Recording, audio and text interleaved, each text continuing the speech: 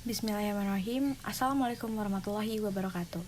Perkenalkan, nama saya Nisrina Pramanika Fitri dari kelas 12 MIPA 1. Di sini saya akan mempresentasikan bab 1 mengenai iman kepada hari akhir. Di sini ada beberapa paparan materi yang saya akan jelaskan. Pertama yaitu mengenai definisi iman kepada hari akhir dan macam-macam kiamat. Yang kedua ada dalil nakli. Yang ketiga ada tanda dan beberapa peristiwa kiamat. Dan yang terakhir hikmat dan hakikat meyakini hari kiamat atau akhir.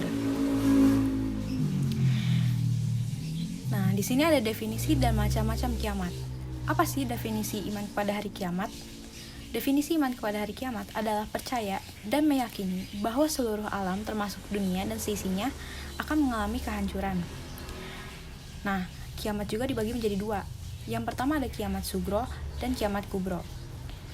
Sugro dalam bahasa Arab artinya kecil. Dalam hal ini, kiamat sugro adalah kehancuran sebagian kecil dari alam semesta. Contohnya bencana alam. Nah, di sini bencana alamnya tuh seperti gunung meletus, tsunami, dan lain-lain. Nah, selanjutnya ada kiamat kubro. Dalam bahasa Arab, kubro artinya besar. Dalam hal ini, kiamat kubro adalah kiamat yang sebenarnya, atau di mana alam semesta akan hancur. Nah, selanjutnya di sini ada dalil nakli mengenai kiamat. Allah berfirman dalam surat Al-Hajj ayat 7. Bismillahirrahmanirrahim. Wa anna sya'ata atiyatun la raiba fiha wa annallaha yab'atsu man fil qubur. Artinya, dan sungguh hari kiamat itu pasti datang, tidak ada keraguan padanya, dan sungguh Allah akan membangkitkan siapapun yang dalam kubur.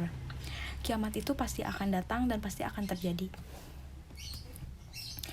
Selanjutnya ada tanda-tanda kiamat kubro. Nah, yang pertama, hamba sahaya perempuan dikawini oleh tuannya. Selanjutnya, ilmu agama dianggap sudah tidak penting lagi. 3. Tersebarnya perzinaan karena memperoleh izin dari penguasa. Keempat, keluarnya Dajjal. Yang kelima, matahari terbit dari barat. Ini ada beberapa peristiwa yang terjadi setelah hari kiamat. Yang pertama ada Yaumul Qiyamah atau hari kiamat, di mana hari terjadinya kehancuran. Selanjutnya ada Yaumul Ba'ats atau hari kebangkitan.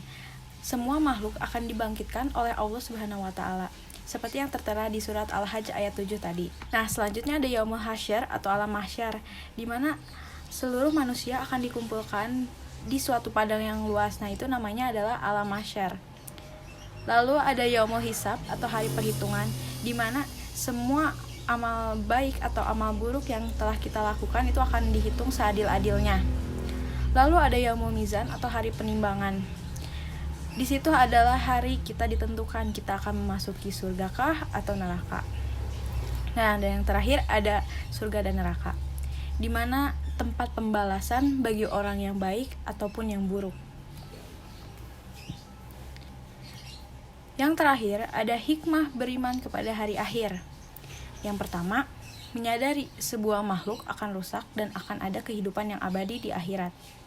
Yang kedua, menyadari bahwa seluruh kehidupan manusia baik ataupun buruk akan menerima balasan dari Allah Subhanahu wa taala. Nah, yang terakhir, meningkatkan sikap disiplin dalam beribadah kepadanya dan menjauhi segala larangannya. Hakikat beriman kepada hari akhir. Iman kepada hari akhir merupakan rukun iman yang kelima, harus diyakini oleh setiap umat manusia. Segala perbuatan yang dilakukan oleh setiap manusia, baik maupun buruk, akan dipertanggungjawabkan di akhirat kelak. Oleh sebab itu, keimanan kepada hari akhir hendaknya dijadikan landasan utama untuk menyadarkan diri agar selalu taat kepada ajaran Allah Subhanahu wa taala. Sekian yang saya sudah sampaikan. Mohon maaf apabila ada kesalahan. Wabillahi taufiq wal hidayah. Wassalamualaikum warahmatullahi wabarakatuh.